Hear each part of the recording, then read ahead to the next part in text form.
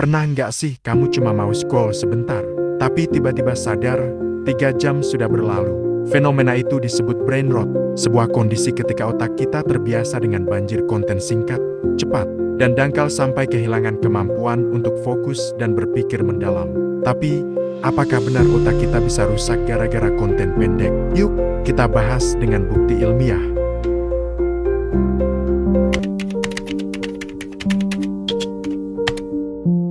Istilah brain rot awalnya cuma lelucon internet, tapi kini, banyak ilmuwan mulai meneliti fenomena ini secara serius. Brain rot menggambarkan keadaan di mana otak terbiasa menerima rangsangan instan, visual cepat, audio padat, dan hiburan tanpa jeda. Akibatnya, kita jadi susah menikmati hal-hal yang butuh waktu dan perhatian. Misalnya, membaca buku terasa membosankan, nonton film panjang terasa berat, dan belajar 5 menit pun sudah ingin buka HP lagi.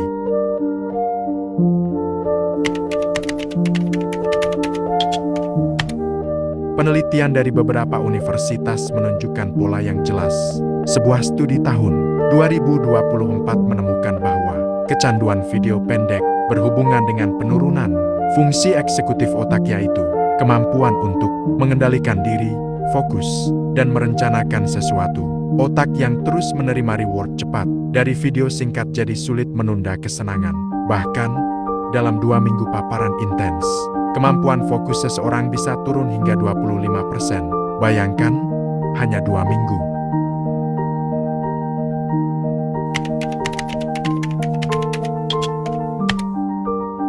Studi lain membuktikan bahwa menonton video pendek terus-menerus bisa mengganggu perspektif memory, kemampuan kita untuk mengingat hal yang harus dilakukan nanti.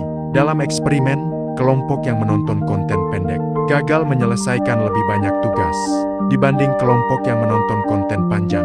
Artinya, bukan cuma soal waktu terbuang, tapi juga kemampuan otak mengingat dan mengeksekusi niat yang menurun.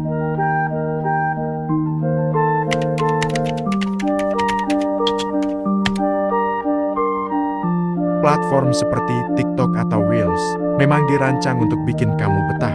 Algoritmanya memberi dopamin instan setiap beberapa detik. Lewat video lucu, klip keren, atau hal mengejutkan, lama-lama, otak kita terlatih hanya menikmati rangsangan cepat. Ketika harus membaca, belajar, atau bekerja dalam waktu lama, otak merasa bosan dan menolak. Inilah kenapa brain rot bukan sekadar malas, tapi hasil dari training otak yang salah arah.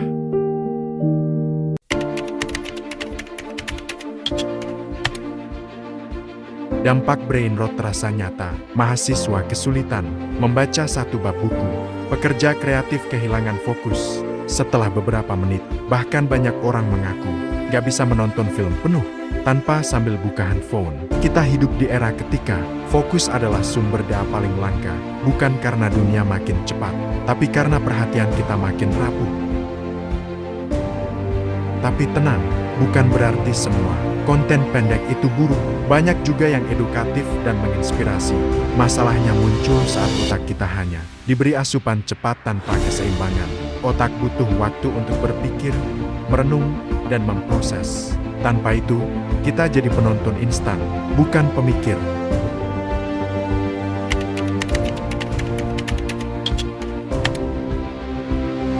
Pertama, lakukan digital detox kecil setiap hari. Saat bangun, jangan langsung buka handphone. Coba baca atau tulis sesuatu dulu. Kedua, gunakan teknik Pomodoro.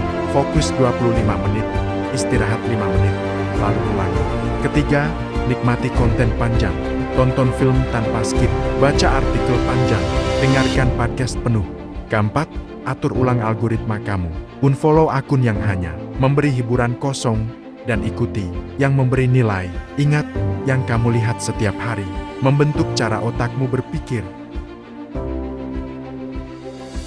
Brain rot bukan akhir dunia. Ini cuma sinyal bahwa otakmu butuh istirahat dan fokusmu butuh dilatih kembali. Sedikit demi sedikit, kamu bisa pulihkan daya pikir, rasa ingin tahu, dan kedalaman pikiranmu.